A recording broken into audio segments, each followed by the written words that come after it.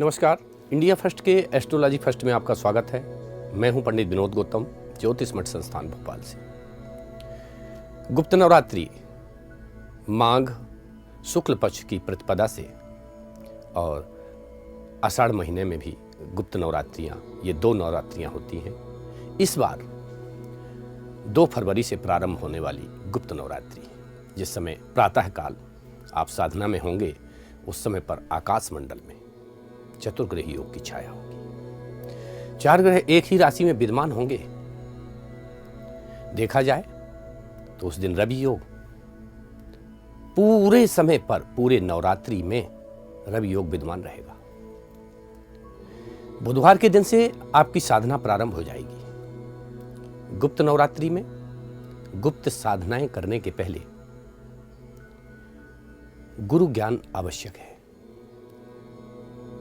निश्चित तौर पर गुरु दीक्षा के पहले गुप्त नवरात्रि की साधनाएं हैं, ये घातक होती हैं। अतः सावधानी बस हमें अपने ज्ञान को बढ़ाने के ही उद्देश्य से ही सही, सभी प्रकार से धार्मिक साधनाओं के बारे में, खासतौर पर गुप्त रात्रि के रहस्यों के बारे में, ये गुप्त नवरात्रि है जो, इसमें जो रहस्य हैं, इसकी जो देवियां हैं, जो साधना करते हैं लोग, उन देवियों के आकृति, प्रकृति, व्यक्तित्व, स्वरूप, स्वभाव इत्यादि से भली भांति परिचित हो जाते हैं। बिन गुरु मिले न ज्ञान, खासतौर पर तंत्र साधना के लिए बिना गुरु के किसी भी प्रकार की शक्ति और सिद्धि की संभावना नहीं रहती है। गुप्त नवरात्रि में विशेषतः मां काली, आद्या शक्ति से संबंधित जो देवियां हैं, उनका आवाहन, पूजन किया जाता है, उनको प्रसन्न किया जाता है। उनसे प्राप्त शक्तियां समय समय पर आपके लिए और जनमानस के लिए भी विशेष तौर पर उपयोगी होती हैं। गुप्त नवरात्रि में गुप्त शक्तियों का आवाहन मां काली, छिन्नमस्ता तारा, भद्रकाली, मातंगी, अकालान्मुखी, कपालान्मुखी, बंगलान्मुखी, मोक्षान्मुखी आदि महाशक्तियों का आराधना करके, प्रसन्न करके इनका अनुष्ठानिक प्रयोग किया जाता है। जब हम शक्तियों की उपासना करते हैं या शक्ति की भक्ति में लीन हो जाते हैं, उस समय पर हमारे सभी प्रकार के तंत्रिका तंत्र इन तांत्रिक देवियों के प्रभाव से जागृत हो जाते हैं। जब ये तांत्रिक देवियां निराकार रूप में अपना दर्शन देती हैं या आपके ऊपर प्रसन्न होती हैं, निश्चित तौर पर आपके चेहरे में, आपके मुखमंडल में, आपकी आभा और चारों तरफ एक दीप्यमान होने जैसी जो ऑरा बनता है, वो बन जाता है। यही कारण है कि जो भी सिद्ध साधक पुरुष होते हैं या जो भी सिद्ध साधक होते हैं,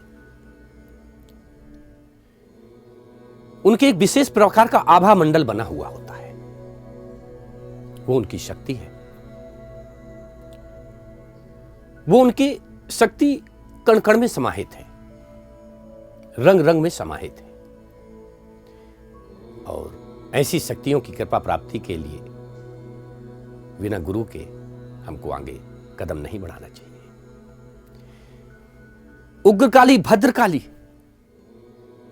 इत्यादि की जो हम पूजा करते हैं, संहार काली, क्योंकि इन काली के भी 8 भेद होते हैं। महाकाली के 8 रूपों में वीर भद्रकाली, उग्रकाली, चंडिका इत्यादि जो संहार काली, ऐसी कुछ देवियां हैं जिनके स्वरूप, जिनकी जो भुजाएं हैं वो 32 हैं। सोचिए, जो चंडकाली हैं, जिन्होंने चंड मुंड का वध किया था, उनके 32 भुजाएं हैं। उग्रकाली 18 भुजाओं वाली, ऐसे भद्रकाली 12 भुजाओं वाली, इस प्रकार से अनेक देवियां, चूंकि जो महाकाली है देवी तंत्र के अनुसार जो तांत्रिक महाविद्याओं की सबसे बड़ी देवी है, जो शक्ति है वो काली है, और ये 8 प्रकार की होती हैं। इन 8 प्रकार की देवियों के भी रहस्य हैं। किस देवी का हम आराधना कर रहे हैं, किस देवी की कृपा से हमको कौन सा कार्य करने जा रहे हैं, आपने कौन सा कार्य का चुनाव किया है, यह सब पूर्ण रूप से एक निश्चित हो जाना चाहिए। क्योंकि ऐसे समय पर जब बहुत सारे योग गुप्त नवरात्रि की छाया दे रहे हों, ऐसे समय पर सिद्धि प्राप्त होना तो निश्चित है। फिर हम अधूरे ज्ञान को लेकर के और साधना में न बैठें। ऐसे में पूर्ण ज्ञान प्राप्ति के लिए निश्चित तौर पर देवी रहस्यों को जानने के लिए देवी पुराण, भागवत पुराण, तंत्र सार इत्यादि जो हमारे धर्म ग्रंथ हैं उनका अध्ययन करना चाहिए। पश्चात हमको किसी गुरुकुल में या किसी गुरु स्थान पर जाकर के और उनके सम्मुख, उनके संदिग्ध साधनारत होना चाहिए। उससे आपका आत्मबल बढ़ेगा और उस आत्मबल के प्रभाव से निश्चित तौर पर आपको सिद्धि शक्ति की प्राप्ति होगी। 4 देवियों का विशेष तौर पर प्रभाव कलयुग में माना गया है। विशेषतः कलयुगे लघुपायुस्ते भूतले। महाकाली के तो चरण कमलों की पूजा करके ही व्यक्ति मोक्ष को प्राप्त हो जाता है, उसे सभी प्रकार की सिद्धियां प्राप्त हो जाती हैं। तंत्रकाली देखा जाए तो तंत्रकाली जब हम किसी भी प्रकार के कोई कार्य करते हैं, तांत्रिक विधान करते हैं, उसके अनुसार हमको जप तप इत्यादि की मालाएं लेना चाहिए। वैसे ऐं ह्रीं क्लीं महाकाली, महालक्ष्मी, महासरस्वती, ये 3 देवियों का जो प्रादुर्भाव हुआ है, इन 3 देवियों के अलग अलग स्वरूप हैं, अलग अलग प्रकृति है और अलग अलग इनके व्यक्तित्व हैं। जब महालक्ष्मी जी की हम आराधना करते हैं तो कमल गट्टी की माला इत्यादि का उपयोग करते हैं। जब हम महासरस्वती जी की उपासना करते हैं तो निश्चित तौर पर हम स्फटिक की माला, हस्ते स्फाटक मालकम विदिततीं, स्फटिक की माला का प्रयोग करते हैं। जब हम महाकाली अर्थात तंत्र की देवी, सबसे बड़ी देवी, गुप्त नवरात्रि की साधना की सिद्धि प्रदान करने वाली मां काली, जिसके 8 रूप हैं, उनकी जब हम साधना करते हैं तो हमको रुद्राक्ष की माला धारण करनी चाहिए। रुद्राक्ष के माला से ही हमको जाप करने चाहिए। शमशान काली के लिए तो देखा जाए तो ऐसे गुप्त स्थान में, शमशानिक स्थान में जाकर के ही साधनाएं करनी चाहिए। गुप्त नवरात्रि में गुप्त स्थान ना हो तो एकांत स्थान जरूर हो, जिस समय पर आपकी साधना या पूजा पद्धति आप कर रहे हैं उस समय पर किसी भी प्रकार का कोई विघ्न न आए। ऐसे गुप्त स्थान पर जाकर के गुप्त नवरात्रि की साधना करनी चाहिए। गुप्त नवरात्रि की साधना करने से अनेक प्रकार से गुप्त सिद्धियां प्राप्त होती हैं। गुप्त नवरात्रि का इंतजार साधक लोग वर्षों से वर्ष पहले से करने लगते हैं। इस समय पर किया गया कार्य ब्रह्मास्त्र के समान फलदायी होता है। मारण, मोहन, उच्चाटन, वशीकरण इत्यादि से संबंधित तांत्रिक प्रयोग भी इसी समय पर लक्षित होते हैं और फलदायी भी होते हैं। इस प्रकार से 4 देवियां बगलानमुखी, अकालानमुखी, मोक्षानमुखी और प्रेतानमुखी, इन देवियों की शक्ति सिद्धि गुप्त नवरात्रि में प्राप्त की जा सकती है। बगलानमुखी का शक्ति और स्वरूप आराधना करने के लिए हमको बगलानमुखी, चूंकि हमको शत्रुओं से छुटकारा दिलाती है, हमको अनेक प्रकार से विजय प्राप्त कराने वाली बगलानमुखी का प्रयोग करने से हमको किसी भी प्रकार का कोई शत्रु भय नहीं होता है। इसी प्रकार से मोक्षान्मुखी और अकालान्मुखी और प्रेतान्मुखी, जब कोई व्यक्ति अकाल मृत्यु से ग्रसित हो जाता है, अकाल मृत्यु के द्वारा वह शरीर छोड़ देता है, अकाल घटना घटित हो जाती है, तो ऐसे में वह मोक्ष को प्राप्त नहीं करता है। अकाल मृत्यु की घटना घटित होने के पश्चात जब वह मोक्ष को प्राप्त नहीं होता है, ऐसे जीव को मोक्ष की प्राप्ति कराने के लिए मोक्षान्मुखी देवी का आवाहन किया जाता है। उसकी पूजा पद्धति से प्रसन्न होकर के और उस आत्मा को मोक्ष की प्राप्ति हो जाती है। जब कभी हमको अकाल घटनाओं का डर होता है, लगता है कि किसी भी प्रकार की कोई अकाल घटना घटित हो सकती है, ऐसे में कोई बुरा हो सकता है, ऐसी अकाल घटनाओं को टालने के लिए अकालान्मुखी देवी का प्रयोग किया जाता है। अकालान्मुखी देवी की साधना आराधना की जाती है। उनकी प्रसन्नता के लिए अनेक प्रकार से साधक निर्जन स्थानों में, गुप्त स्थानों में जाते हैं और उनकी प्रसन्नता प्राप्ति करके और लोक परोपकार करते हैं।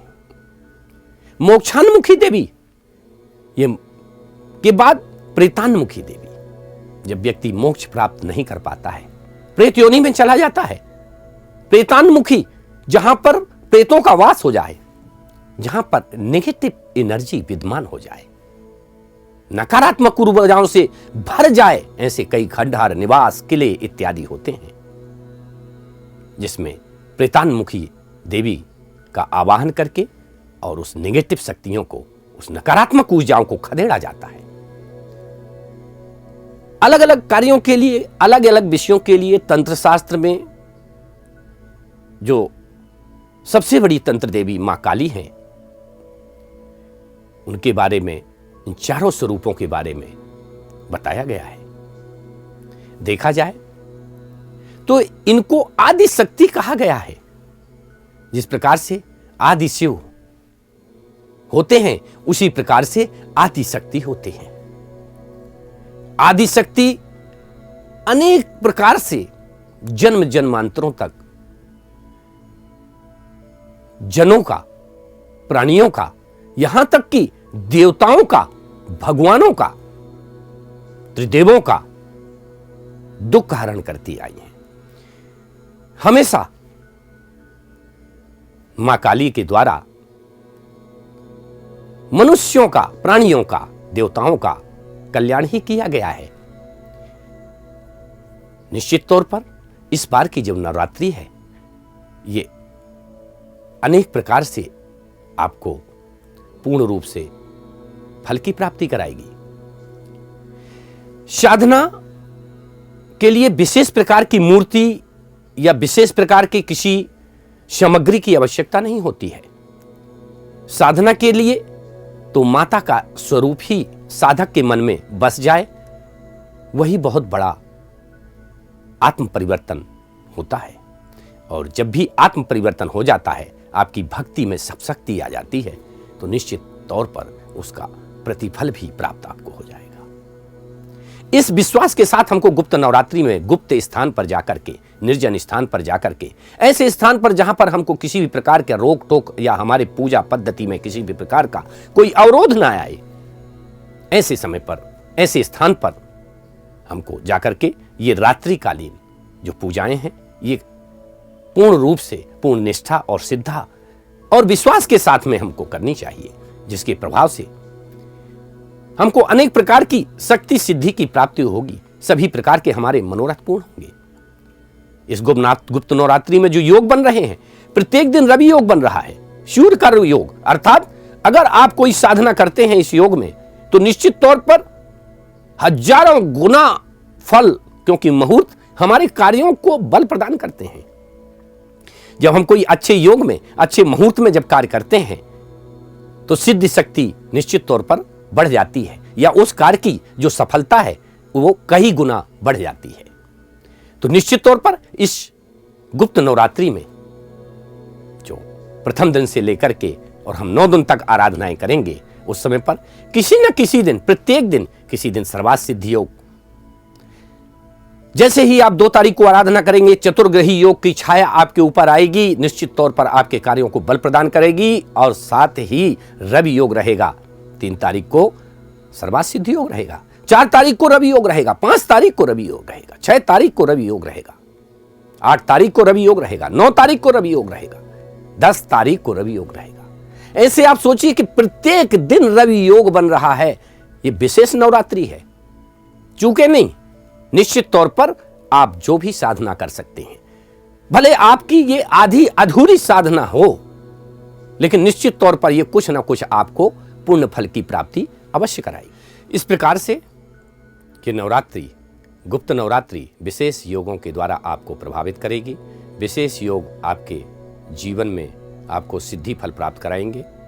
निश्चित तौर पर यही हमारी शुभकामनाएं हैं और यही हमारी मनोकामना भी है। इसी प्रकार की रहस्यमयी और रोचक धर्मशास्त्रीय जानकारी के लिए हम समय समय पर इंडिया फर्स्ट न्यूज के माध्यम से उपस्थित होंगे। तब तक के लिए देखते रहिए इंडिया फर्स्ट न्यूज। सब्सक्राइब करें। नमस्कार।